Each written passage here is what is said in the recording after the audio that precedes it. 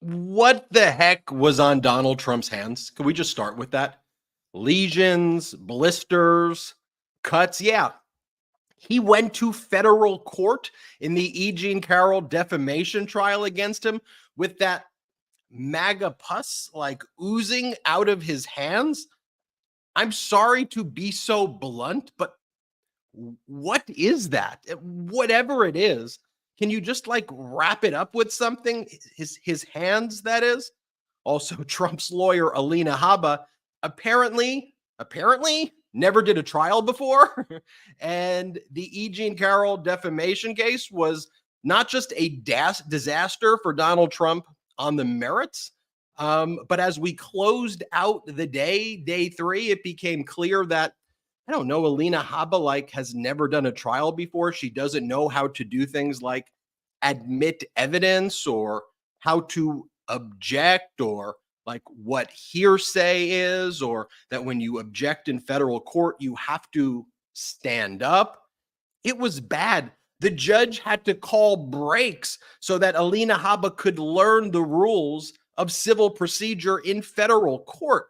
And folks, she's been paid like $3 million from Donald Trump's donors. And that doesn't include the $1.5 million that she and Donald Trump have been like sanctioned in other cases. MAGA equals fascism plus idiocracy. And we should be thankful that the idiocracy part of it has far exceeded their ability to implement their fascism at this stage. And also just today, Donald Trump posted 27 times in a row defamatory statements about E. Jean Carroll, tormenting his rape victim. He defamed her yesterday at a press conference. During jury selection, he was posting about her. It's total madness, folks. And Donald Trump then also posted after this whole rant that he started at like 1:05 a.m. that he should be absolutely immune. And he says, quote, even when it crosses the line, he should be absolutely immune. Also, I'm not over it, folks. What the heck is on his hands? Did I say that already? Just what the heck is that? Anyway, we'll talk about that. The House passed a continuing resolution today funding government through March, like the most basic function of Congress. That's what MAGA Republicans have been able to do. But of course, that makes other MAGA Republicans very angry. Donald Trump doesn't want the government funded. He wants to destroy our economy. So now MAGA Republicans are calling for the ouster of MAGA Mike Johnson as Speaker of the House. But don't give MAGA Mike too much credit yet, because when you give MAGA Mike the mic, there are some problems here, some deep problems. Look, Democrats are trying to pass a border bill with Republicans in the Senate, but MAGA Republicans in the House are blocking it. That's right, a bipartisan Senate bill to put more resources immediately to the border, since that's all the MAGA Republicans talk about. That's been negotiated in the Senate. But what do MAGA Republicans do? They say they don't want that. Unless Donald Trump is the president, they don't want to do anything related to the border. And by the way, Donald Trump posted about it, that they shouldn't do anything at all, no deals about the border. And it's just a constant victimhood with these MAGA people. It's whining and oh, nothing's being done. We're trying to get things done, but all you MAGAs keep doing is blocking, obstructing, and showing that this is just a cult over and over again. Let's go to the normal world. President Biden with a record fundraising haul for his campaign. I like how the media really doesn't talk about that much. I mean, his fundraising is exceeding President Obama's, which was like peak. And I remember that's all we heard about then. So that's good news. Also, we've got jobless claims are at record lows. Per capita mortgage rates are coming down. President Biden introduced a plan to reduce overdraft fees. There's pro-democracy momentum, folks. I can feel it. Can you? Brett Meiselas can feel it. This is the MeidasTouch Podcast. What's How up, is Ben? everybody doing? Jordy's not here. Jordy claims that it has something to do with his Wi-Fi. Don't yell at us. It's not our fault. Please don't yell. I know the MeidasTouch community here gets very angry when Jordy's not on. They accuse us of not allowing him to be on. This is on Jordy. His power is not working. Although I'm starting to think there is a bit of a conspiracy against us out there, because a lot of us having Wi-Fi issues these days and power issues these days. Who could we blame for this? I don't know, but Jordy's struggling. Maybe he'll get the power back on during this episode. Who knows? We will see. Ben, regarding the picture of Donald Trump's hands, might be that some questions are best left unanswered. I'm not sure if I want to dig in too deep on that one. You know, the funny thing is the reflexive comment by these Trumpers is to say, it's a golf injury. He was golfing. He golfed at midnight in New Hampshire. He didn't have him in New Hampshire at night. And then the next day in New York, he had him. So I don't know when the golfing came in. Even if you were to assume he has some sort of putting green in his plane or something, then he was golfing at midnight in New Hampshire and happened to contract red lesions on golfing. Was what he was golfing. But he showed up to federal court that way. I mean, did he look at them? Like, did he see that it must hurt a little bit? But he's like, nope. I am going to come out with this MAGA ooze and just show up in federal court as my lawyer. There it is right there. As my lawyer, Alina Habba, is going to prove that she's never done a federal trial before.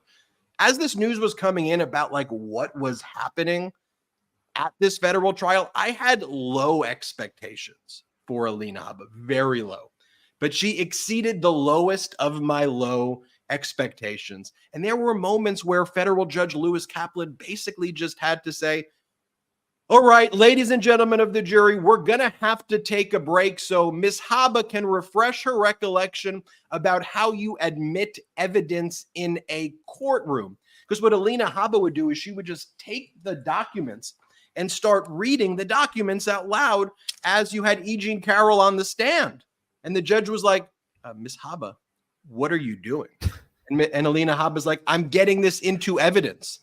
And the judge is like, well, why don't you show it to the witness and see if the witness recognizes what it is that you're reading? And then Alina Habba would go, oh, I have to do that?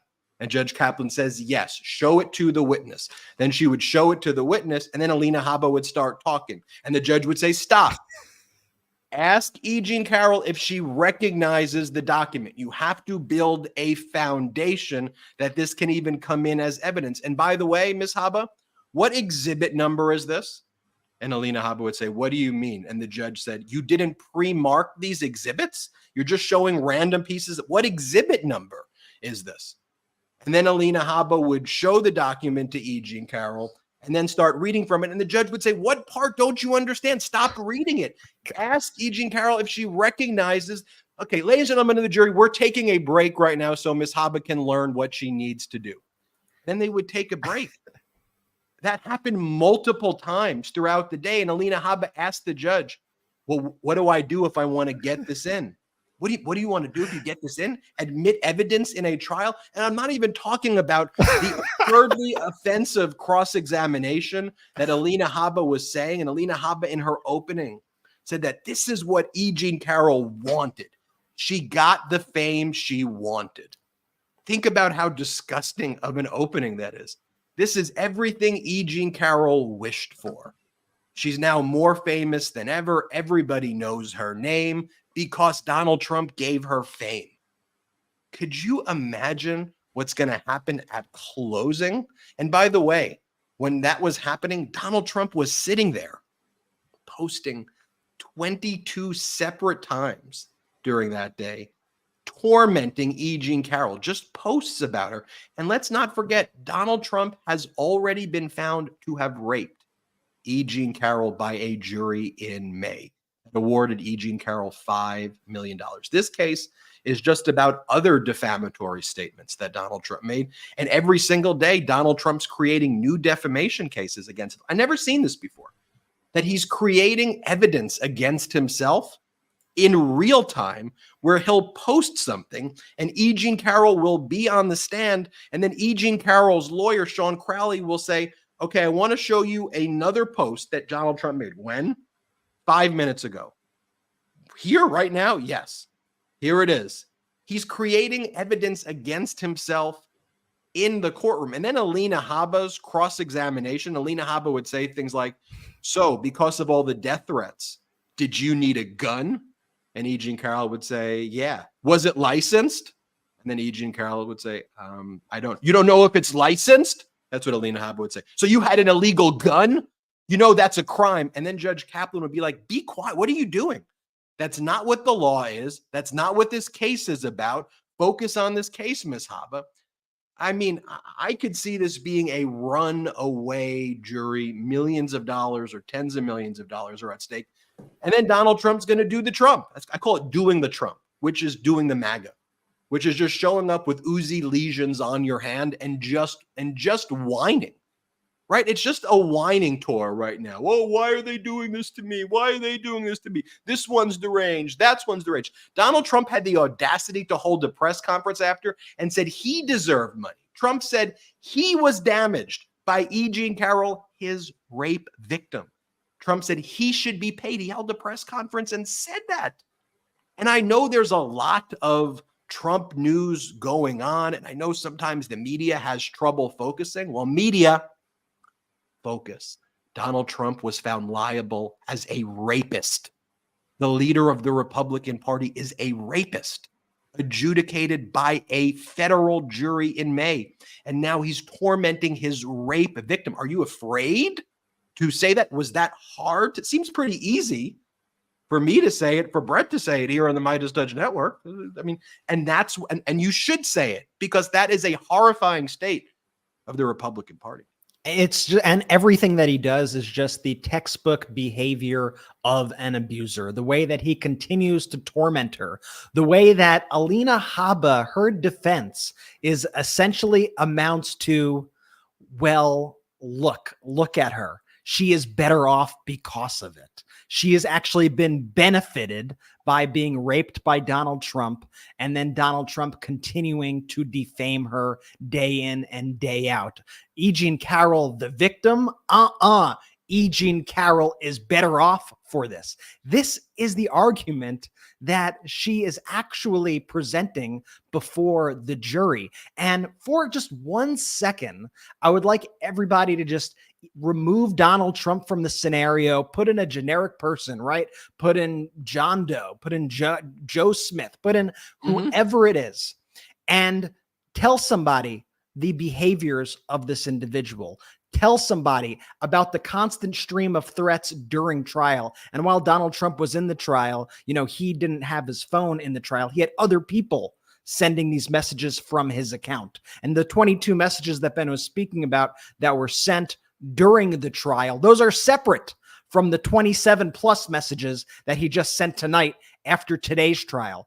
And separate from the 57 he sent last Friday or Thursday. He just continues to attack and defame and try to shame and humiliate this woman. And it is absolutely appalling. And I am shocked that people aren't talking about this man, Donald Trump, as they would any other person who was adjudicated to be a rapist. Like, would we be giving Harvey Weinstein presidential town halls if he decided to run for president? I don't think so. Okay. The Republic at this point, I think, let's face it, the Republicans. Maybe Fox would. You're right. Maybe perhaps Fox would. But Republicans, Newsmax absolutely would. Let's think about, though, this idea, right, of people really kind of being ousted from society in a way, right? When these claims turn out to be true and they're found guilty in the court of law or found liable in the court of law. We don't just treat these people like they are normal human beings. We don't go, okay, great, come on, produce this next movie. Go on, you're going to star in this movie. No, people lose their deals when things happen like that. But Trump just continues to be rewarded by the press. He continues to be rewarded by the Republican Party. And it seems like a lot of people are afraid to just call him what he is. He's a rapist. I mean, that's simple. It's a hard, it is a difficult word to say because of what it means and what it entails, but it is something that is true about Donald Trump, and we should not be afraid to say it. Brett, Trump's defense in the May trial was that she was too ugly for him to rape. I mean, the guy is sick and disgusting, that she was not his type. And then they had to prove that she was his type because he thought it was his ex-wife in a photo. Like, it is some of the most disturbing stuff in the world. Do we have the photo of Alina Habba that one of the Midas Mighty drew? I love fan art, by the way. So you could always send us fan art. Like if you have this talent, this is from Eric Koester. I hope I'm pronouncing his last name Koester or Kester. I got to assume it's one of the two, but I'll say Eric. This is awesome. Eric sent this. I've been going back and forth with him every few days. He sends me some new fan art now, and I'm always excited to see it. For those watching, to send us fan art. We love it. For those listening, it's a photo of Alina Habba outside the courthouse from a few weeks ago when she was ranting and raving. This is in the New York civil fraud trial. The audio listeners may remember Alina Habba with her mouth agape, screaming at the cameras, whining, "Oh, woe is me." This is the same artist, by the way, who sent us the incredible James Comer fan art from a few couple weeks ago. I got that right here too. This is the famous facepalm photo of James Comer. This is good stuff, Eric. And then thanks for sending. Keep it coming. I love to see all the fan art. We got some creative viewers here. Okay, still, I'm not over what the heck was on his hands. Okay, it's really, really disgusting. Anyway, then he held a press conference after one of the days of trial where Trump said that he was the one who suffered. Again, Trump saying he deserves the money from this trial. If we have that clip, I want to play it right now. Again, it's this whiny victim tour. He leaves the trial where it's a defamation case of someone he's already been adjudicated to have raped, and he leaves it and goes, I should be paid damages. Here, watch this. So the big take today was that she deleted and destroyed massive amounts of evidence. And we think that both trials should be thrown out because it's ridiculous. They should be thrown out. And I, frankly, am the one that suffered damages. I should be given money, given damages. And that's where that is. And with that being said, I'm heading out to New Hampshire. Thank you very much for being back there. Thank you. Thank you very much, everybody. Nice to see you, Paula. I mean, it's a small crowd there at 40 Wall Street in New York City where he's giving that speech, but like they're applauding the rapist who says that he should receive damages and money for having to be at a trial where he's already been adjudicated to have raped the victim, and then he defames her and behaves this way every single day. I mean, the Republican Party has become a very sick and disgusting cult. But look, I think more and more Americans are starting to get it. You know, we were getting those Iowa results for the Republican primary in when we were doing our last show. Mm-hmm. And right away, when there was like 0.2% of the votes in, like all of the legacy media and old school media jumped in right away. Donald Trump, powerful, dominant victory. Like they use his language. By the way, what is on his hands? The hands keep on getting me. Anyway, the legacy media jumps in right away. Dominant victory. And what did we say here when we were live? I didn't report it that way because I said I need to see how the results are in so I can accurately report what the data is. And even though Trump won Iowa with just 51% of the vote, and I think Nikki Haley and DeSantis had around 21 and 19.1%. But Brett, you have this graph right there that you're putting up for those viewing it.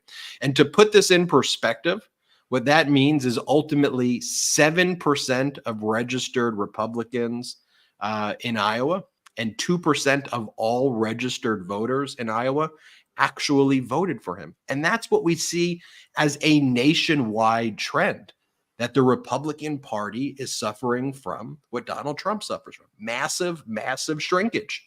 And it gets very, very small, just like Donald Trump and just like Stormy Daniels had said, very tiny, this Republican Party, very extreme, but very, very, very small.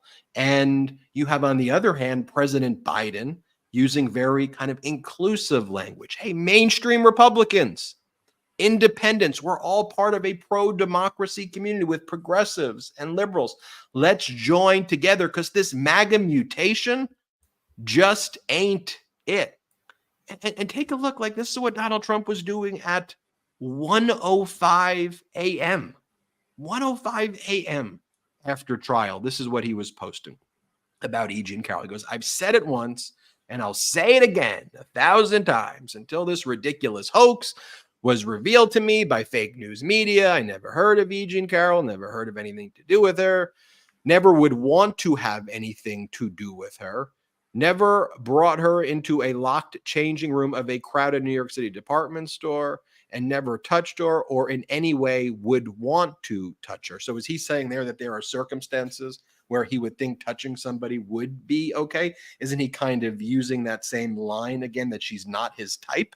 Yep. And then Donald Trump goes, the whole story's made up, disgusting hoax, like the now fully discredited Russia hoax, which just goes to tell you that it's not a hoax, right? Where multiple people were indicted and pled guilty. Trump says that's a hoax. And by the way, at his deposition, E. Jean Carroll's lawyer, Roberta Kaplan, did a brilliant job basically saying, okay, so Donald Trump, you're claiming that E. Jean Carroll is pulling a hoax? Okay, well, what about the 2020 election? Was that a hoax? And Trump said, yes, that's a hoax. What about like Russian collusion? Was that a hoax? Trump would say, yes, that's a hoax. You know, what about this? Was that a hoax? And all the things that were true, but Donald Trump just didn't want to be true, he would say was a hoax to try to discredit other people, which was a brilliant cross-exam. That was back in the May trial. Here's what Donald Trump posted as well about absolute immunity. This is what he wrote. And by the way, if anybody wrote any message like this about any topic, they would need serious help. Like, set aside the fact that Donald Trump's saying here that he could order SEAL Team 6 to kill a political opponent and get away with it. If this was a post about gardening, about cooking, about fantasy football, a movie review that just looked like this, right? That had the optics of all caps, I would say to whoever wrote this, if they were close to me, I would say, hey, is everything okay? Because that's clearly demonstrating that something's wrong. Like, that's not how people communicate in civilized society. But Donald Trump is not only doing that, he does it like 100 times a day, like 100 times a day, messages like this. And in this one, here's what he says. A president of the United States must have absolute full immunity, without which it would be impossible for him or her to properly function. Any mistake, even if well-intended, would be met with almost certain indictment by the opposing party at the term end. Even events that cross the line must fall under total immunity, or it will be years of trauma trying to determine good from bad. Years of trauma if you cross the line, if you go beyond the outer perimeter of your responsibilities and commit serious felonies, we should be sad and feel bad for the trauma of the felon. That's what we should worry about. And again, Brett, it goes to the whiny victimhood here. And he's embracing the arguments that SEAL Team 6 could kill a political opponent. That would cross the line and he would have absolute immunity. I mean, the things he is saying is that of a dictator, a sociopath, and frankly, a crazy person as well, Brett. Yeah, I mean, we can't be surprised now that he is just saying the things that he's been saying all along, and he's making it as clear as can be. I mean, I know there was a time, when Trump was president, his first, presidency, his first term, people would be like, could you have imagined it would have gotten this bad? Could you have imagined? I think a lot of people were like, yeah, like we've been screaming about this for a long time, actually. Yeah, like we could have imagined it was going to be this bad. And it seems like there is a collective amnesia out there sometimes with Donald Trump where people forget exactly how bad it was when he was president of the United States. And I get it. People have a lot of things to do, right? Like you're going through your days. There's a lot to keep track of at all times. But we cannot lose sight of just how bad those 4 years were, and especially how bad that last year was, how Donald Trump just left millions of Americans to die. How could we ever forgive that? How could we ever forget that? How could we ever forgive what he did to the U.S. economy? How could we ever forgive what he did to protesters? How could we ever forgive what he did to America's reputation on the national stage? You go through every single issue, whether it's the economy or foreign policy or the well-being of Americans, which is really the one thing a president needs to ensure, right? And he failed on every single thing. Frankly, the only thing I think he succeeded in, ultimately, at the end of the day, was tax cuts for billionaires. Like, does that really make you feel good? And then so people give him high marks on the economy because he still says, oh, I'm a businessman. Like, look past the con, folks. Look at the data and look at his own words. And his own words say that if he is reelected, he is going to remove every single guardrail that may have been on him, and he is going to act like a dictator. And if you think for 1 second that these spineless Republicans are going to suddenly grow a spine and stand up to him and say, we don't want a dictator in the United States of America, well, you are mistaken and you have not been paying attention. This entire Republican Party has been infected with this MAGA strain. And I'm not saying it's every single member, and I'm certainly not saying it's every Republican voter.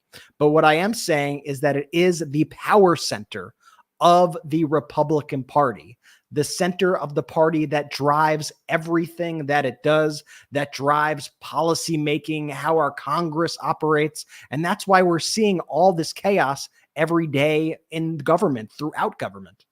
And Trump could lose 2017, 2018, 2020, 21, 22, 2023, but just say, I'm a winner, I'm a winner, I'm a winner. And there's this like narrative that he's not a loser, and a loser. And Brett, imagine, by the way, he lost the popular vote to Hillary Clinton.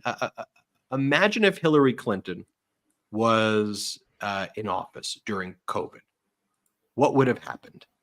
In 2019, immediately, we would have sent our top experts, identified it, try to contain it, do all of the things we've always done as a leader with the United States of America. Could you imagine if Clinton or Biden ever said, you know, it's like a miracle, like a miracle. Democrat, it's a Republican hoax.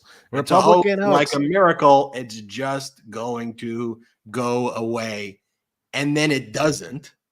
And then you blame the main scientist who was trying to tell everybody what was happening.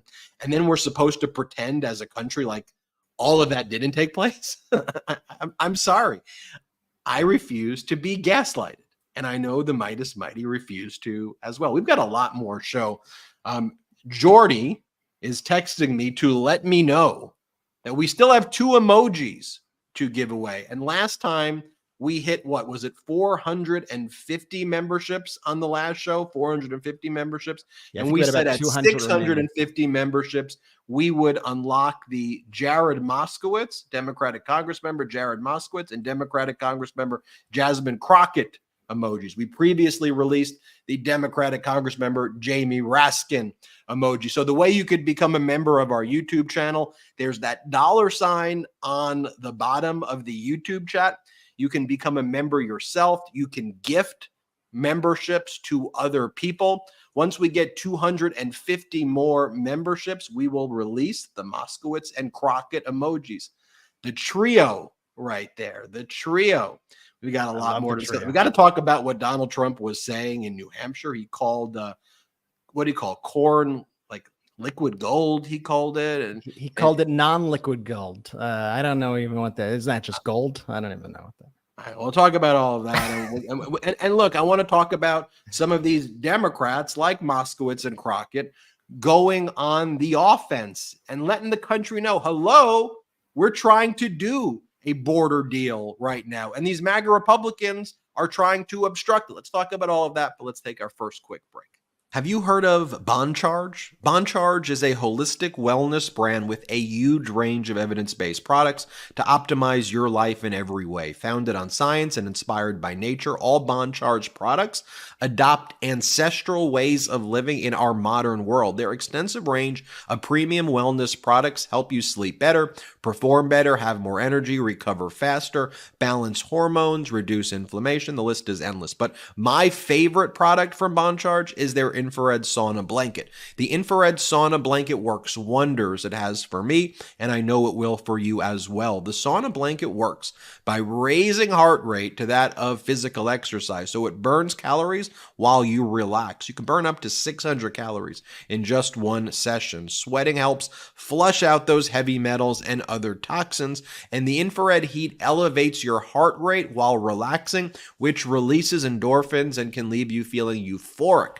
after your session. It works by using infrared light, which heats the body directly rather than the air around you like a traditional sauna. This means you get the same benefits at a lower heat. You also do not need to have your head in the heat like a traditional sauna. It's so easy to set up. It takes less than a minute to set up, in fact, and it heats up rapidly. Enjoy a session for 30 to 40 minutes while relaxing, reading, watching TV, meditating, whatever you'd like. I've tried other products, but they simply don't work nearly as well as BondCharge. BondCharge infrared sauna is easy to clean up. It heats up quickly. It's super simple to use, and the lightweight design makes it perfect. BondCharge ships worldwide in rapid time and has free shipping on every sauna blanket with no hidden costs. And it comes with a 12-month warranty. So here's what you got to do. Go to bondcharge.com/Meidas and use the coupon code Meidas, M-E-I-D-A-S, to save 15%.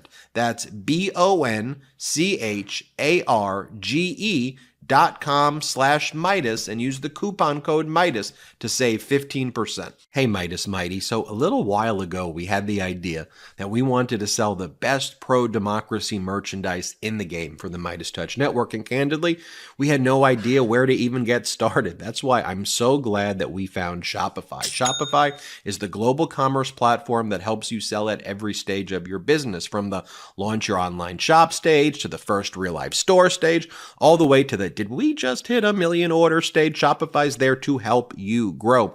Whether you're selling scented soap or offering outdoor outfits, Shopify helps you sell everywhere, from their all-in-one e-commerce platform to their in-person POS system. Wherever and whatever you're selling, Shopify's got you covered. Shopify helps you turn browsers into buyers with the internet's best converting checkout, 36% better on average compared to other leading commerce platforms, and sell more with less effort thanks to Shopify Magic, your AI-powered all-star. We use Shopify at store.meidastouch.com, and it has completely revolutionized our business. It allows us to easily manage our shop, view analytics, provide the best customer service, and streamline our entire online shopping experience from A to Z. We wouldn't be able to bring you all the products you know and love without Shopify, and we can't speak highly enough about it.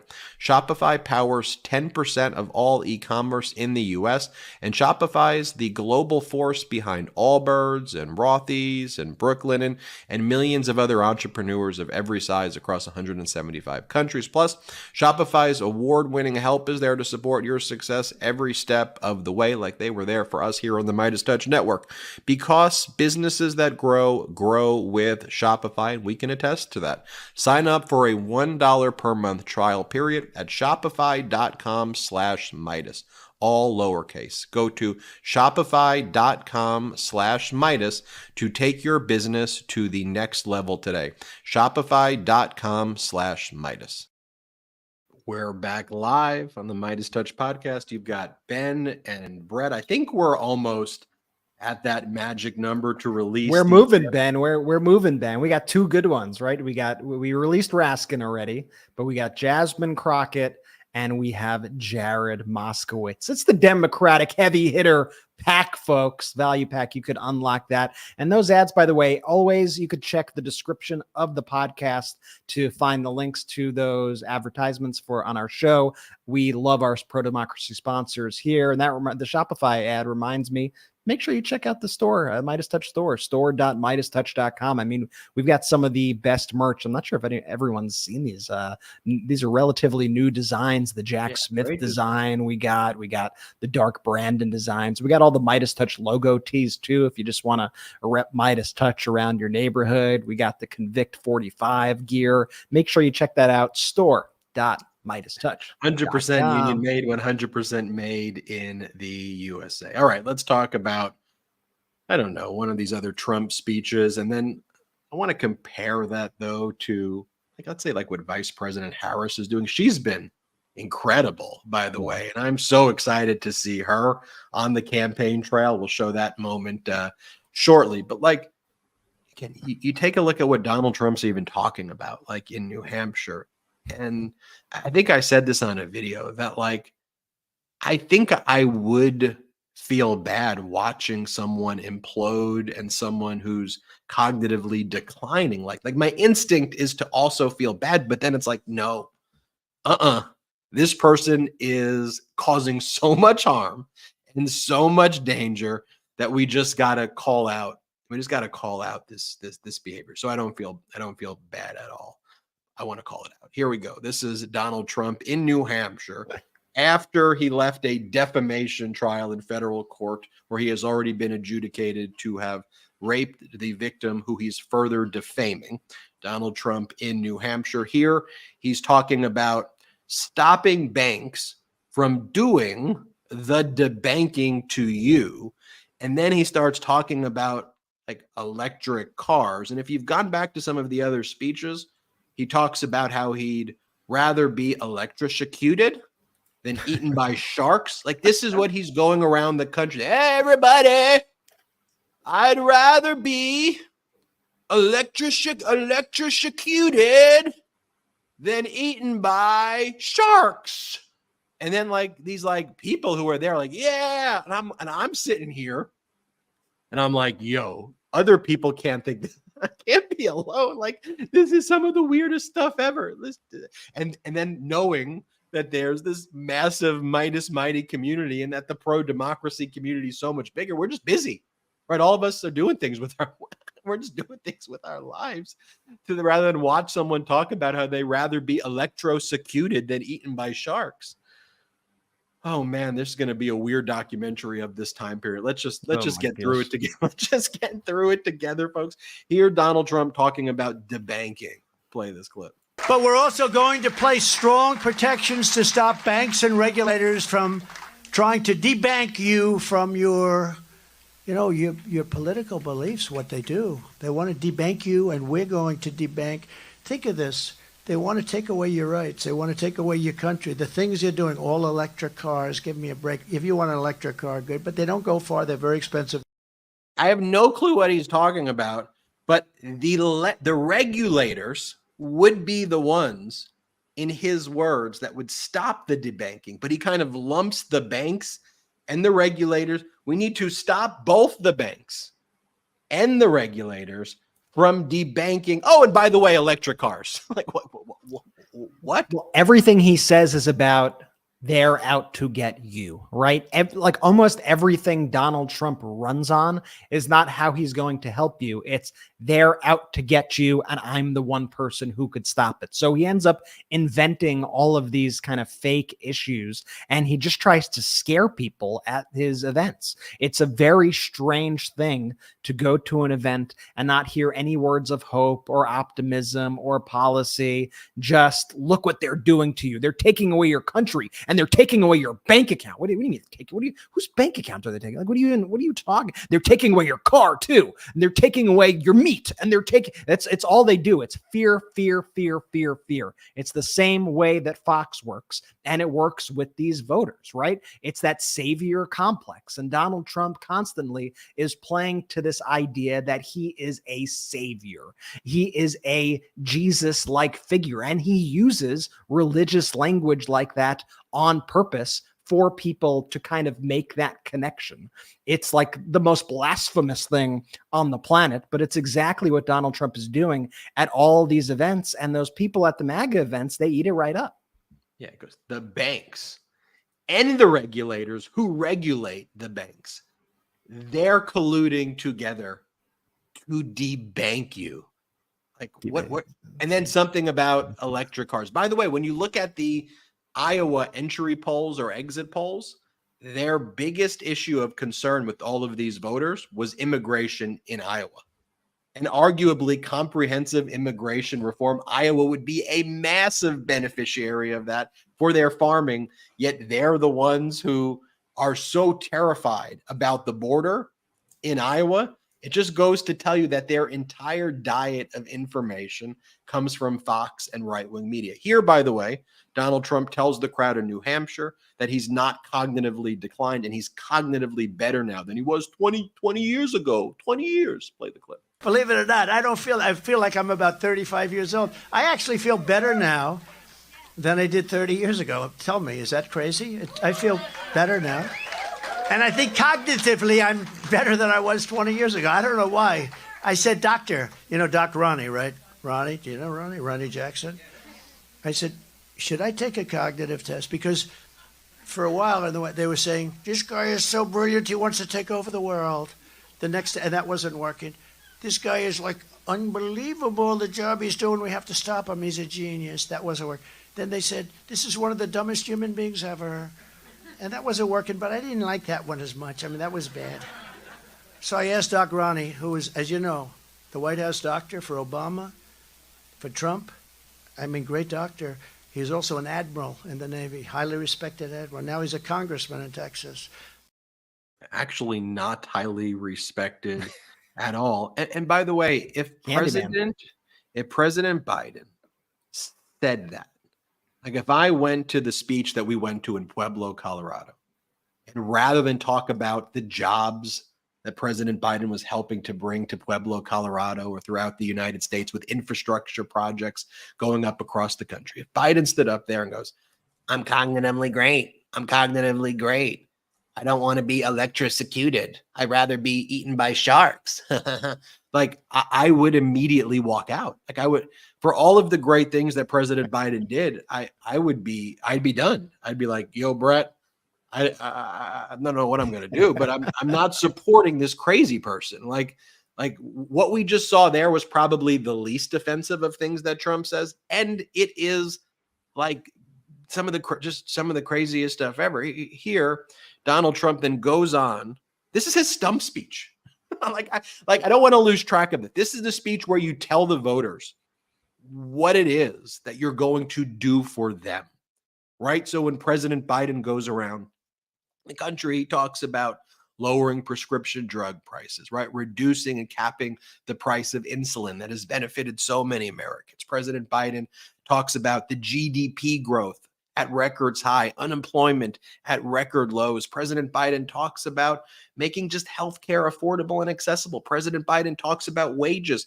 President Biden lets you know where he stands on unions. President Biden lets you know where he stands on tax policy. President Biden talks about supporting our allies and NATO. Like he talks about issues because he's running a very normal campaign focused on the United States of America. And here, Donald Trump continues his speech talking about how he aced a cognitive test. And again, he wants everybody to know that. Let's play this clip. But I said, well, I'm good at tests, so what's the story? He said, well, the problem is, people will find out. And if you do badly, it's not a particularly good thing. You don't want to have some guy get like a disaster. I said, well, is it a hard test? It can be hard. I said, look, I got to take it because I got to shut it up. And I took it, and I aced it. I think it was 30 questions. And let me tell you, they always show you the first one, like a giraffe, a tiger, or this, or that, a whale. Which one is the whale? Okay, and that goes on for 3 or 4, and then it gets harder and harder and harder, and then it's multiplied 3,293 times 4, divide by 3. They have plenty of tough stuff. But those last 15, 20 questions. Okay, just show what's going on with his hands. What's up? What are these lesions on his hands? I mean, it's the physical manifestation of who he is. It's just oozing out at at this. I could show you more clips like that from New Hampshire, but I'm going to spare you. Suffice to say, it's very dangerous. You know what, though? He's been speaking about this cognitive exam now for years. 4 years. For 4 years. He's been speaking about this cognitive 4 exam, years. and he's clearly very proud that he passed it. And it strikes me that he tries to act like the end of the test becomes this impossible test that nobody can get the answers right? And you can look up the test for yourself. This is one of the last questions on the exam that he was just talking about. Abstraction. What's the similarity between a banana and an orange?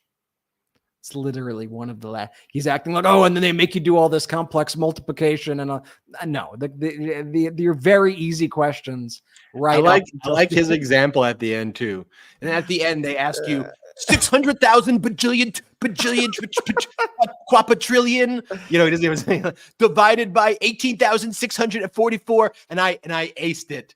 And I told him it was 973,000 quadrillion to the 9th power. It's like, all right, man. Okay, got it.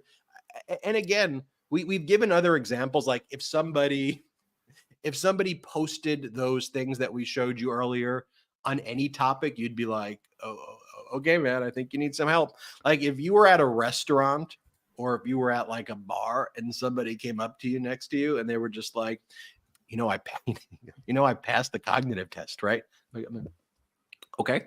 It was really, they go, it was really hard. I'd be like, look, man, I'm just trying to enjoy my drink here. Okay. Oh, did you know how hard the cognitive test was?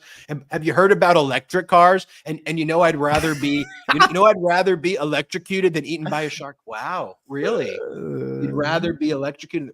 Cool. Then I'd look at who's ever sitting next to me. I go, he's just said he'd rather be electrocuted than eaten by a shark. Honey, can we leave this restaurant? This is a real. Yeah, you would assume there's something going on there if somebody said that to you. Absolutely. And how Donald Trump did the whole release the birth certificate. Like his whole thing was release the birth certificate. And then Obama released the birth certificate. And then he's like, no, not that birth certificate. Like he wanted made up a new birth certificate. I think we need Donald Trump to release the results of the cognitive test exam, because the more he speaks about it, and now that he's complaining that the end questions were different, I don't think he did that well in this exam. I think he probably got maybe just passed, maybe got like a 70%. I'm not convinced that he aced it, is all I'm saying. He goes, I'm the richest guy, but I won't show you my tax returns. I'm the smartest student, but I'll never show you my grades. Hashtag release the exam results. Anyway, this is what Donald Trump posted as well. He goes, I do not think we should do a border deal at all, unless we get everything needed to shut down the invasion of millions and millions of people, many from parts unknown, into our once great nation, but soon to be great again country. Also, I have no doubt that our wonderful Speaker of the House, Mike Johnson, will only make a deal that is perfect on the border. Remember, without strong borders and honest elections, we don't have a country. And look, there's a bipartisan deal, Brett, in the Senate between the Democrats and Republicans. I want to give the Republicans in the Senate. It's being led by Republican Senator James Lankford there from Oklahoma and Chuck Schumer. They've done a great job together in negotiating a lot of difficult issues and created a framework. But as they're doing that tough work in the Senate, what's the House saying? No way. Unless Donald Trump is in office, we refuse to do any deal at all. And so I guess I at least like that President Biden and Democrats have been able to kind of smoke out the MAGA Republicans and what their ultimate, intention is here, which we all knew. But fundamentally, I want to see problem solving take place. It's a great thing that there is 40,000 infrastructure projects across the United States of America now, and our infrastructure is finally going to be modernized. If Donald Trump were have to propose that, which he proposed to do it, but actually have put forward legislation while he was in office, Democrats would have supported that. And now, Brett, talk to us about what's going on in the House. But I like that Democrats are calling them out. Jasmine Crockett, Eric Swalwell, Jared Moskowitz, Jamie Raskin. By the way, have we released the emojis yet? Enough memberships? Are we getting close? I think we probably have, looks like we probably have like 50 more. So we're 50 more memberships to unlock the final emojis. And then Brett, tell us about what's going on in the House. So, yeah, I mean, these Republicans, they're so subservient to Donald Trump, and it frankly should be criminal in order to just like pretend that Donald Trump is still the president and take orders from this criminal defendant who is facing 91 charges, a private citizen who's like living in his country. Like, it should be criminal to be held hostage by this individual. But Republicans are openly admitting that they are doing the bidding of Donald Trump. I'm not being hyperbolic here. They are saying it themselves. And the border is just the latest issue that they have been colluding on things with Donald Trump. But they do this with everything. Like the House Republicans, especially when you get to the more extreme members and people like Speaker Mike Johnson, MAGA Mike Johnson, they do not do a single thing in the House without first consulting Donald Trump and getting his opinion on what they should do. And then you have the MAGA media, right? Which could just be renamed Donald Trump media. And that goes from the more fringe channels like Newsmax and OAN and RSBN and Steve Bannon's show to things like Fox News, which reach a lot of homes. I mean, at this point, Donald Trump should receive a television producer credit on Fox, because he dictates their programming, he dictates their messaging, he dictates what they want to say. So after this bipartisan deal was struck between Senators Langford and Schumer, the first thing that they did, the first thing that Fox did, was they posted a misleading graphic about the package, right? And so what do? I'm sure they gave a great nuanced view of what the bill was, in its entirety. No, obviously not. They put the things that they knew were going to outrage their viewers the most on a big graphic, and then they blasted that out. That went viral on social media. The Republicans immediately acted all out. What, you're going to allow a path to citizenship? How dare you, right? They rile them up. And then next thing you know, Speaker Johnson is like, nope, I'm not doing it, not happening. And Speaker Johnson went on Fox Wednesday night, and he admitted out loud with Laura Ingraham that he was taking orders from this on Donald Trump to sabotage this deal. And the first time I heard this clip, I just want to set it up for a sec. The first time I saw this clip, I was incredibly confused because Laura Ingraham goes, I just got off a phone call with the president. And the president was telling me, I was like, she spoke to Joe Biden? That's weird. Joe Biden spoke to Laura Ingraham? No, she was talking about Donald Trump. And in this, I brought this term up last week or earlier this week. It's fascist fan fiction, right? They have their own people who are president. They have their own things that are going on. Up is down, right is wrong. This clip on Fox News, you have Laura Ingraham saying that she spoke to Donald Trump and saying that he doesn't like this border deal and asking Mike Johnson what he's going to do, knowing that Donald Trump doesn't like the border deal. And Johnson admits that he too has been speaking to Donald Trump about this. The president actually just got off the phone with me right before the show, and he said he has spoken to you about this deal and that he is against it, and he urged you to be against this deal. He was President Trump was extremely adamant about that. Your reaction to that, given the fact that, look, he knows how to do this enforcement stuff. You don't need some new bill coming out of the Senate to get the border enforced. Yeah, President Trump is not wrong. He and I have been talking about this pretty frequently. I talked to him night before last about the same subject. We don't have the text of whatever the Senate has cooked up yet. And so we have to reserve judgment, I think, to see what comes out of it. It doesn't sound good. They're just treating him as if he is the president running this like shadow government. It's really sick. It's really, really well, that's sick. When they talk about the deep state, that's that's always projection and confession. It's so true. And they admitted this, months ago, maybe even longer at this point, during these sham impeachment hearings that have went nowhere into Biden. They admitted that who was behind it? Donald Trump. Elise Stefanik admitted that she was talking quite frequently with Donald Trump about the strategy for how they were going to get Hunter and how they were going to get Biden. And it's all being run via this sort of weird shadow government that the Republicans have set up, where Donald Trump tells them what to do and they do it. Let me show you now Marjorie Taylor Greene. They had a border hearing, right? And Marjorie Taylor Greene at this border hearing, this is what Marjorie Taylor Greene, this is what she's so excited for if Donald Trump were to get back into office, okay? This is Marjorie Taylor Greene's dream. Looking forward to the next administration where we're going to have the largest deportation system that's ever been witnessed in human history.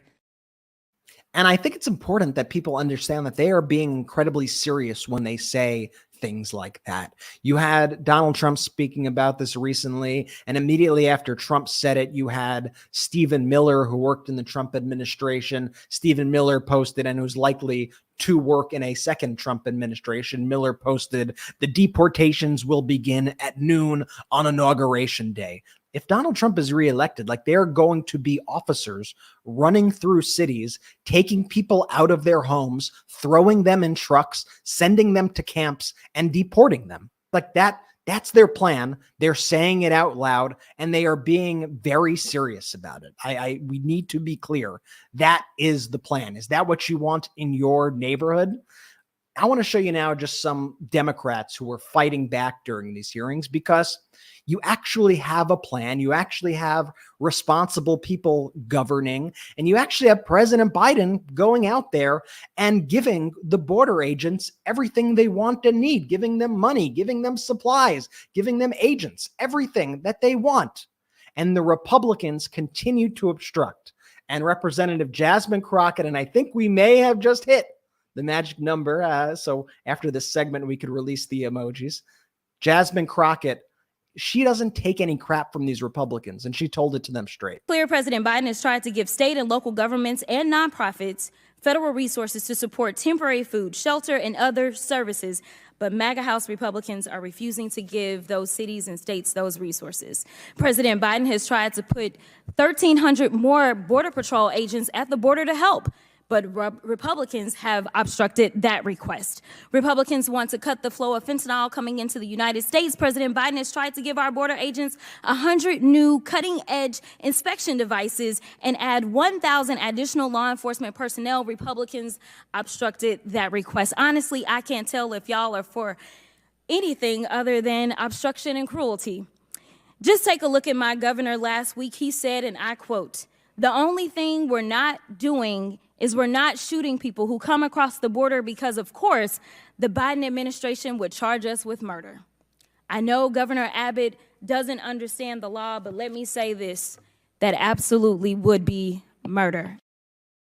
I know nuance doesn't necessarily play well on the cable news, but to me, it's very clear. Okay? You have a party that's actually doing things, that's actually trying to do things, that's trying to accomplish things. And then you have a Republican Party that wants this all or nothing, burn it down mentality. They just want to go, everyone who's here, deport them, shut down everything. And I'm sorry, that is not the United States of America. And good on Representative Crockett for calling it out. I want to show you some incredible clips also. We got Jamie Raskin, Jared Moskowitz, Eric Swalwell, and I want to show you this one Republican who has just about had enough of Republican leadership and let them know it today on the House floor. So we are going to take a quick break, and then we'll be back with that. Release the emoji. And the emojis have been released. So during the break, as you listen to these ads from our great pro-democracy sponsors, those watching right now on YouTube can have fun with those. We'll be right back after this very quick break. Stay tuned. Copilot is a personalized fitness solution. Every individual is unique, so your fitness journey should be too. Copilot's app links you with an affordable real-life fitness coach who customizes workouts tailored to your individual needs and goals. No fitness fads here. Work out anywhere, anytime, and make fitness a seamless part of your lifestyle. With Copilot, you'll get completely personalized workouts with step-by-step guidance. Your coach continuously updates and adapts every workout to your goals, schedule, and injuries. The My Copilot app offers a connection to a real-life expert coach, and the workout plans tailored by your coach are meant to be enjoyable and effective with regular progress check-ins and the support and guidance you need for your fitness journey. The workout programs are designed around your specific lifestyle and ability to work out at your convenience anywhere you want. My Copilot makes it easy to start and stay committed to your fitness goals. My coach is a total rock star. He keeps me motivated and committed to the program he's designed for me. The thing is, Copilot coaches are here to help you, and they truly want to see you succeed at every step of the way. The flexibility of Copilot with all of our busy schedules makes this the perfect way to stay committed. The fact that the workouts are planned and designed by my coach allows me to take even less off my plate and focus on reaching my peak performance. I'd love for you to follow my lead to get fit and feel fabulous. Give Copilot a try to find out why it was listed by Forbes as the top-rated personal trainer app of 2023. Head to mycopilot.com/Meidas to get a 14-day free trial and 20% off your first month of personalized fitness with your own personal trainer if you sign up before February 1st, 2024. That's mycopilot.com/Meidas, MEIDAS, to get a free 14-day trial and 20% off your first month. Sign up for the new year and let Copilot help you reach your fitness goals. We all have a heartfelt reason to support our blood pressure. In fact, more than half the U.S. population would benefit from blood pressure support. Super Beets Heart Chews are an easy and convenient way to support healthy blood pressure, and they promote heart-healthy energy. Paired with a healthy lifestyle, the antioxidants in Super Beets are clinically shown to be nearly 2 times more effective at promoting normal blood pressure than a healthy lifestyle alone. And with over 30,000 5-star reviews and counting, Super Beets Heart Chews are having their moment. Super Beets Heart Chews are incredibly delicious and so much better than any alternative supplements out there. I take my Super Beets Heart Chews each morning, and it's really kickstarted my morning routine. After taking my Super Beets Heart Chews, I feel like I have more energy and I'm ready to take on the day. Super Beets is the #1 doctor, pharmacist, and cardiologist recommended heart chew for cardiovascular health support. It's blood pressure support that you can trust. Support your heart health with Super Beets Heart Chews. Get a free 30-day supply of Super Beets Heart Chews and a free full-size bag of turmeric chews valued at $25 by going to MeidasBeets.com. That's right. Get this exclusive offer only at MeidasBeets.com. MeidasBeets.com.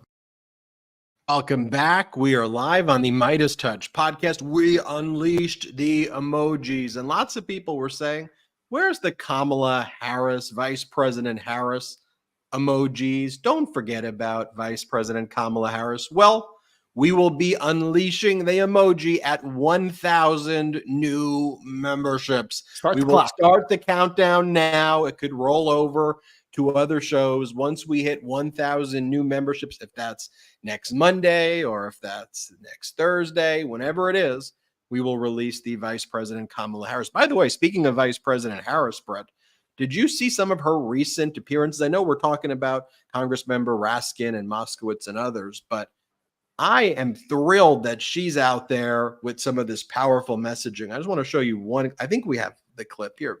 Play this, but she's been going around. Like, I can't wait to see her in a debate. And she, I think, is going to be one of these secret weapons in 2024 that people are going to be talking about and already are starting to again. Here, play the clip. In this year of our Lord 2024, the government should not be telling women what to do with their bodies. And so it's that basic. And we must fight for it. And so on this issue, though, guys, listen, traveling the country, we're all adults. Women are having miscarriages in toilets. Yeah. Women are going to an emergency room for medical assistance with a miscarriage, and the doctors are so afraid that they might be jailed because in places like Texas, a doctor can go to prison. That women are developing sepsis, and it's only then that they're being treated in an emergency room. Powerful, powerful stuff. Brett, sorry to have interrupted you there. I know you were going to talk to us about. No, I think that was an important message. I mean, VP Harris on The View, like you should watch her full interview. If I think it's online and stuff. She was excellent on The View. She's been an excellent messenger, and she's really speaking to the important issues, out there that I think are ultimately going to sway the election. Let's get back into the border, and then I'll tell you a little bit more about what VP Harris and President Biden are planning in a little bit, but. Going back to the border, I want to show you this clip of Jamie Raskin. And Jamie Raskin here, he just gives away the whole game that the Republicans are playing. Rather than joining Democrats and Biden in good faith bipartisan negotiations to make progress on immigration, they are taking orders from Donald Trump and actively obstructing a bipartisan border deal. Just as Trump is openly hoping for an economic downturn in our robust, low unemployment economy, they're hoping for chaos at the border and trying to stop us from preventing it. These tactics are accompanied by dangerous rhetoric. MAGA Republicans continue to invoke white supremacist, anti-immigration fantasies and conspiracy theories. It's been almost a full year since I invited the good chairman and my Republican colleagues to join oversight Democrats in condemning the Great Replacement theory, and still they fail to denounce this shameful doctrine, which has been invoked by numerous racist and anti-Semitic mass shooters and murderers across the country. America is not a great country in spite of immigrants. We're a great country because of immigrants. Yeah, I mean, and it's not like he's pulling that out of thin air. We already showed you the Speaker Johnson clip. We already showed you the post from Donald Trump telling Republicans what to do on the border. They are literally taking their orders directly from the guy, and it needs to be called out. And here's someone else calling out the Republicans and doing a great job at it. Here's Representative Jared Moskowitz. We have failed to pass comprehensive immigration reform up here for decades. But if you listen to the witnesses, some of them, and if you listen to my colleagues, you would think the world didn't begin until President Biden was elected.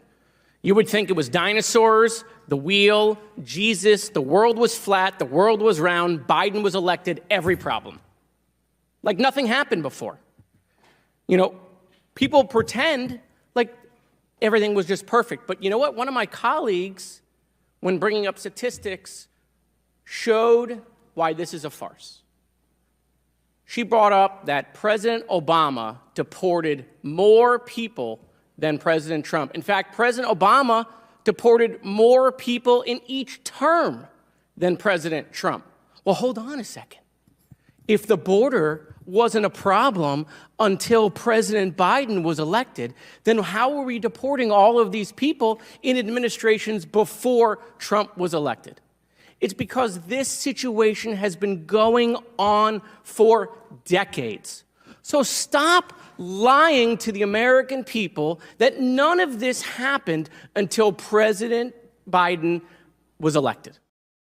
Yeah, I mean, every time we get close to a border deal, the same thing happens. And it happened even before MAGA. Now they're just more openly hostile and are even more hard line. But they always make some sort of argument about, amnesty. We can't allow a pathway to citizenship. And then it becomes a complete non-starter. What I liked about Eric Swalwell at one of these hearings today, speaking about the border, is he called the Republicans out for not wanting to legislate, but wanting to become famous. Like they're all just there so that they could end up on Fox News later on the day. And the crazier that they could be, the more likely it is that they get invited onto Hannity or onto Newsmax. Here's Swalwell. Then you have just recently on CNN, Jake Tapper asked Speaker Johnson, look, President Biden wants to give you more money at the border. Would you take that? And Speaker Johnson said no. Again, just revealing and saying out loud what we all know, which is that they don't want to solve this problem. They want to use it and exploit victims so they have a political narrative. Senate negotiations are taking place right now where, in good faith, Democrats and Republicans are working to try and find more solutions and more resources at the border. And that is dead on arrival here, where Republican colleagues have said out loud, we're never going to support that. That would help the president. They've actually said that. My Democratic colleagues want the fix. MAGA Republicans want the fiction. My Democratic colleagues want the fix. My MAGA colleagues want Fox. My Democratic colleagues want the fix. My MAGA colleagues want the fame. That's what this is entirely about. Good call out there by Swalwell. And in other news, in the House and the Senate passed a continuing resolution. It's like the bare minimum. We have to celebrate now when MAGA Republicans can do a continuing resolution because they can't actually pass a budget. And that's like a major accomplishment. Like, yay, they're keeping the lights on. It's so stupid. Government funding was for a bit of government funding, because they staggered the way that this works, was set to expire Friday at midnight. Now, thankfully, the government won't shut down. It's very irritating that we always have to worry what they're going to do. But once again here, what did we see? We saw the Democrats coming in to save Mike Johnson on this. The resolution passed 314 to 108. And that sort of working with Democrats is like literally the exact same thing that the House Republicans ousted Kevin McCarthy from the speakership for. Isn't it weird that Kevin McCarthy's not even in Congress right now? Like, he just left. He just bounced. The guy's not even in Congress. If he can't be the spineless speaker who gets mocked every day, then he just can't be in Congress. See you later. It's unbelievable. And so it passed in the Senate earlier in the day, 77-18, passed in the House 314 to 108. And the more hardline Republicans, they're very angry that the government's staying open. Like, they wanted a shutdown. Why? Because they take orders from Donald Trump. And, Chip Roy, who's all over the place on a lot of these issues, Chip Roy took to the House floor and he had some words for the new Speaker of the House, because he was very angry at Kevin McCarthy for doing a similar thing. And here's what Chip Roy had to say about the current state of the Republican Party. By the way, it does not matter who's sitting in the speaker's seat or who's got the majority. We keep doing the same stupid stuff. It's because you have to govern. It's because at a certain point, you have like a one seat opening right now in order to pass anything, because everybody in your party keeps retiring or they're getting indicted or whatever. You're barely holding on to the majority. You do not hold the Senate and you do not hold the White House. So yes, the founders actually designed a system where, guess what? You have to compromise with the other party to get stuff done. That's the whole reason that the system is set up the way it is. And inevitably, they run into the same roadblocks every single time because they just want to burn it all down. And, just when you hear Republican messaging, I'm always pulling my hair out and being like, why are people saying that they're good messengers? They're liars, but they're really not good messengers. And I just want to take an aside and move on slightly to something slightly different, but it involves Congress and it involves Matt Gaetz. And here was Matt Gaetz' comments about how he plans to get voters into the MAGA movement. What I could tell you is, like, for every Karen we lose, there's a Julio and a Jamal ready to sign up for the MAGA movement, and that bodes well for our ability to be more diverse and to be more durable. I mean, it's racism, it's misogyny, all wrapped in one. It's offensive to, frankly, everybody. It's just a dumb, stupid thing to say. And that's what these Republican parties are. Meanwhile, you actually have President Biden like calling all the leaders of all the parties together, hosting these bipartisan meetings to discuss things like Ukraine funding. He got everybody around the table.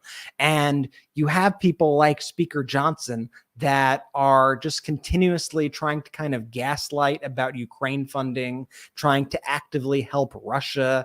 He made some sort of comment online, Johnson, where he said, we need to know that Ukraine would not be another Afghanistan. He said, before we even talk Ukraine, I'm going to tell the president, border, border, border, border. Then in the next breath, he says that he's not going to do anything about the border. This Afghanistan thing is also just such a ridiculous comparison to even make, because it could not be more different than that. And what these Republicans either fail to realize or are purposefully not realizing is that our efforts to protect Ukraine actually have a national security interest for us. Like, selfishly, it's actually good for us, because we don't want all these other countries to be attacked by Russia, and we don't want to be pulled into the conflict. I know that these Republicans try to act like there are American troops on the ground in Ukraine. That's not a thing that's happening. What we're actually trying to do is give Ukraine the resources that they need to defeat Russia, so this does not become a global conflict. And that, in turn, would become a more like an Afghanistan situation. What Johnson wants to do is much more like that. Yet Speaker Johnson also saying, I mean, he literally said that now is not the time to even do immigration reform. Now is not the time to do anything on the border, because it's too complicated, too hard, too difficult. I don't think now is the time for comprehensive immigration reform, because we know how complicated that is. You can't do that quickly. I do think it's past time to secure the border. We're not playing politics at this. We're demanding real, transformative policy change, because that's what the American people need and deserve. He's speaking out of both sides of his mouth. He's not the time to do comprehensive immigration reform. We're not going to do anything with that. But I'm saying we need to do immigration reform. You can't have it both ways, okay? And it's really not that complicated. The Senate has developed a framework for a bipartisan bill. It's done. What's so complicated? You can vote on it, and then it becomes a law when President Biden signs it, and then the resources get deployed. Like, infrastructure was complicated, yeah, but when you actually do your job, then that's it. It goes back to how we started the show with, like, Alina Habba, right? They've got lawyers who don't know at the most basic level how to be lawyers. MAGA lawyers. They've got politicians, going back to what Congressmember Swalwell said, that don't actually want to do their job. They don't want to do the fixes. They want to go on Fox and be famous and host their podcasts and do all of that and not actually do their jobs. But you go back to the root of it, Brett, and what are all those things? A con artist, a fraud, a fugazi. It's Donald Trump. It's everything Trump did. You go back to his history. I'm going to build the biggest casinos and I'm going to do this. And he would just do it in the most incompetent ways. Like when he did the casinos in Atlantic City, he had like 3 separate casinos that competed with each other, cannibalized each other, and bankrupted itself. And so after like the flashy first 2 weeks, because the media paid all this attention, it went like bankrupt super quickly. This is somebody, and this is the good thing when we're talking about combating MAGA, because it's fascism plus idiocracy, with idiocracy far exceeding the ability to implement their fascism for now. But Donald Trump is the worst strategist. He's the historically biggest loser in the courts, biggest loser in business.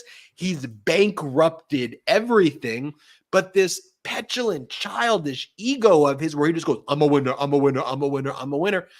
Most intelligent people see that and are repelled and disgusted by it. But for whatever reason, that works to very weak people who view that as what a strong person is, when it's the weakest person projecting and confessing. That's just his. Go back and look at this man's history.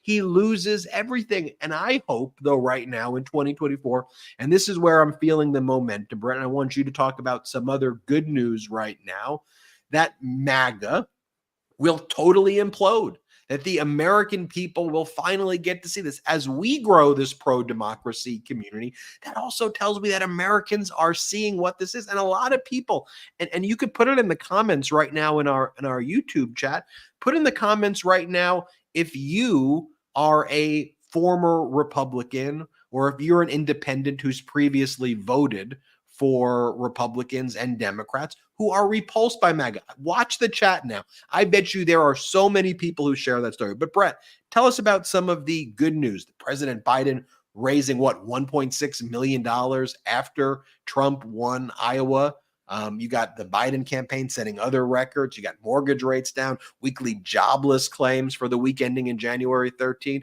were near record lows. Spoiler alert! Spoiler alert! Am I doing the positive news, or what are we doing here? Yeah, you do the positive. So first, I want to highlight this event that's coming up with President Biden and Vice President Harris. They're doing an event with the 51st anniversary of Roe v. Wade approaching. They're expected to appear at their first joint event for the 2024 election season in Northern Virginia, Tuesday, January 23rd. They're going to be putting, obviously, reproductive rights at the forefront of this speech to commemorate the 51st anniversary of Roe v. Wade. Get ready for that. Roe, it's obviously going to be a massive issue this November, or as we like to call it here at MeidasTouch, Roe-vember. And that's why it's all about our rights. It's about bodily autonomy. It's about democracy. And I love to see Vice President Harris speaking about that on The View. That was super cool. The Biden campaign, after this Trump Iowa win that the media went all bonkers over, the Biden campaign raised $1.6 million in the 24 hours following Trump's Iowa win. And that's in addition to, by the way, in addition to the $97 million that they reported raising in the past 3 months. They got $117 million on hand to spend right now, ready to go to blanket the country in ads. And that is very important. For reference, in Q3, Trump reported having $38 million.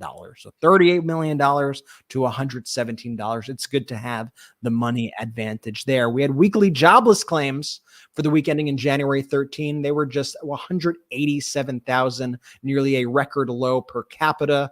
Remember, the jobless claims under Donald Trump were at record highs under Donald Trump, the most jobless claims like in our history. They've now come down to record lows under President Biden. And yes, for those asking, they're lower than they were now before the pandemic. It was a decrease actually of 16,000 from the previous week. And it's the lowest numbers since September of 2022 and far below what was expected. So more good news there. Anybody interested in buying a house, refinancing? Well, mortgage rates fell to the lowest that they've been since May. I know that's a very important indicator to a lot of people on the economy. You know, when things are more expensive, it's harder to live, straight up. And it's good to see that mortgage rates are coming back down. The Biden administration's also put forth this overdraft fee proposal. Talk about just a contrast in what the candidates and what President Biden is speaking about versus what Donald Trump is speaking about. The Biden-Harris administration is proposing to cut the average bank overdraft fees and bounced check fees by more than half, which will save families that pay these fees $170 a year. The proposed rule would limit overdraft fees to as little as $3, saving a collective $5.5 billion a year for consumers if implemented. It's nice to have a president that goes to bat for the consumers and not for the banks. I know that's a foreign thing to MAGAs, but I think that's a good thing. Also wanted to highlight this race in Florida. You may or may not have heard this, but the Democrats flipped a state house seat in Florida, a seat that Ron DeSantis in that district won by 11, a seat that the previous Republican had won 55% to 45%. That Democrat's name who won is Democrat Tom Keene. He's been elected to the Florida House District 35, flipping control of that seat. He is a businessman, a decorated 21-year military veteran. He defeated a Republican named Eric Booth, who sits on the county school board, and the seat became vacant when Republican Fred Hawkins left to pursue a job as president of South Florida State College. It's a battleground district, and Keene won it with 51.3% of the vote compared to Booth's 48.7% of the vote. It was about 590 votes separating the two. Keene's campaign took focus on local issues, property insurance, a major issue in the state of Florida. And Keene was also very vocal about his support for abortion rights. Like I said, DeSantis won this district by 11 points. The previous person who had the seat won the district, beat the Democrat by 10 points in 2022. Those are the sorts of trends that we like to see. And by the way, more Republicans voted in this election than Democrats voted in this election, showing you that there is this realignment happening. There is this crossover happening where there are people who consider themselves Republicans, moderate Republicans, but more importantly, they consider themselves part of the pro-democracy community, and they do not like what they're seeing. I want to go out with this one other stat, which I think falls into the good news category. But I found this poll from Reuters Ipsos to be quite interesting. And it says that if Donald Trump were to be convicted, which he is quite likely to be convicted, only 20% of the people that they polled said that they would vote for Donald Trump if he were convicted. 58% adamantly stated that they would not. 20% said they were unsure, but only 20% of people said that they would vote for him if convicted. And that went down to 18% if he were actually in prison. So that's to say there's a lot that's going to happen over these next few months. Well, Brett, maybe voters would like to know that he's been found liable for rape. I think by a federal that's jury. what I was thinking too, by the way. And by the way, I don't think people understand that. I don't think people realize that. And I think people need to realize that. I think media is negligent by not saying it in clear terms. But let's be clear, as we're one of the top YouTube channels right now in the world, and whether we're streaming live or doing the hot takes or duets that we release, we're just going to call balls and strikes and say it what it is. Donald Trump was found liable for rape by a federal jury, and Donald Trump is now tormenting his rape victim and further defaming her each and every day as there is a new defamation trial. And probably by next Monday or Tuesday, there will be yet another verdict against Donald Trump for defaming his rape victim. I just want to be very clear about my language right there. Also, that Vice President Harris emoji, Brett, that I'm hoping to release next week. We're off to a strong start. 1,000 new memberships is the target goal. If we hit that on Monday, we'll release it Monday, but let's try to stack up as many new memberships right now. I'm glad that we were able to release those Congressmember Moskowitz and Crockett emojis. We try to find fun ways to build this media network. We don't have outside investors. So the emojis, I think, as I said to everybody before, I'm not sure it's the best business model. I don't know. Maybe it's a very new, innovative business model, releasing emojis as a way to fund the network. But it's fun, and I try to find fun ways, and we try to find fun ways to build this pro-democracy community. Also, check us out at patreon.com/MeidasTouch. We do an after show after our shows that we do. It's exclusive podcast to our Patreon members, and want to thank all of the new members and continuing members at patreon.com/MeidasTouch. We're going to do a Zoom meeting with our patrons either next week or the week after, but we're going to do one in January. So if you wanted to have a private Zoom meeting with me, Brett, and Jordy, you can do that at patreon.com/MeidasTouch. Another fun thing to announce, you know, Alex Michelson, Brett, right? Friend of the show. Love Alex. So Alex right now is hosting at lamag.com the district attorney debate. And I'm not sure if people know, really one of the things that I do outside of Meidas as well is that I'm the owner of Los Angeles Magazine and a few other magazines. So if you go right now, if anyone wants to see this debate that we're hosting, one of the initiatives I wanted to do with Los Angeles Magazine is to become a real player in kind of the local Los Angeles kind of politics, the district attorney race, the mayors, things like that.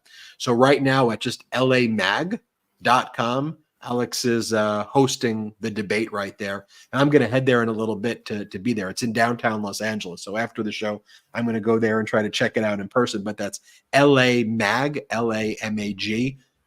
And you can check out the debate. Alex is doing an incredible job right there.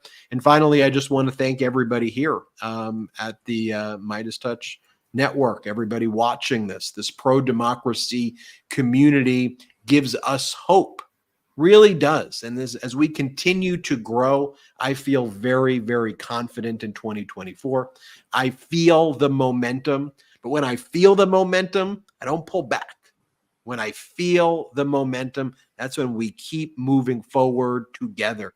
Let's keep growing this community. If you can't do the emojis, if you can't do patreon.com/MeidasTouch, if you can't do the YouTube memberships, one of the best ways you can just help is just spreading the word about this network. Tell one person, 2 people, 5 people, 10 people, 20 people, 50 people, 1,000 people. Post these videos on all of also, your Ben, don't forget the one thing that's easy. Well, a lot of things are free, but this is free and easy, and you get a recap of all the daily news from us every single day, right? The MeidasTouch newsletter. MeidasTouch.com/newsletter. Sign up. It takes 2 seconds. You could do it whether you're in the US or not in the US. Yes. Like if you're not in the US, don't worry about the zip code portion. It will still work if you don't do the zip code portion. Just go to MeidasTouch.com/newsletter. Sign up. The feedback on the newsletter has been absolutely incredible. We've got a great team behind it. In the newsletter, we're not making them too long, right? We want you to be able to get your daily digest of what we think were the most important stories of that day every single day right to your inbox. But like one of the cool things is you get like bits and pieces from all of MeidasTouch world, right? So it may be a podcast on the network you haven't listened to that we think is really cool that you should check out. It may be a new interview. For example, Ben did an interview with Congressman Adam Schiff today that you could watch on our YouTube channel. That was in today's newsletter. The top news stories from the website, MeidasTouch.com. Make sure you check out MeidasTouch.com and more. And so to sign up for the newsletter, that's MeidasTouch.com/newsletter. If you love the newsletter, you can leave your comments right here in the YouTube chat as well. I'll encourage people to sign up, MeidasTouch.com. Oh, Brett, my Los Angeles magazine team is telling me, Ben, it's lamag.com/debate. People want to watch it. Get the address right, Ben. LAMAG. Sounds like my brothers. lamag.com/debate if you want to watch the debate right there. And I'm gonna head there right now. Oh, and by the way, Brett, what's going on with those hands? By the way, what's up with that? Is it? Oh my God! What's up with that? I don't know. James Carville has some ideas, and I know he has some ideas. Everybody, thank you so much. Thank you all so much for watching. I'm going to the debate right now. lamag.com/debate. Thank you, everybody. Hit subscribe and shout out to the Meidas Mighty. The Meidas Mighty standing strong against the fascists. We sing our song.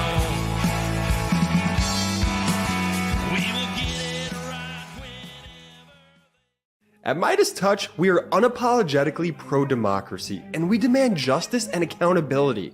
That's why we're spreading our message to Convict 45. That's right, gear up right now with your Convict 45 tees and pins at store.MeidasTouch.com. That's store.MeidasTouch.com.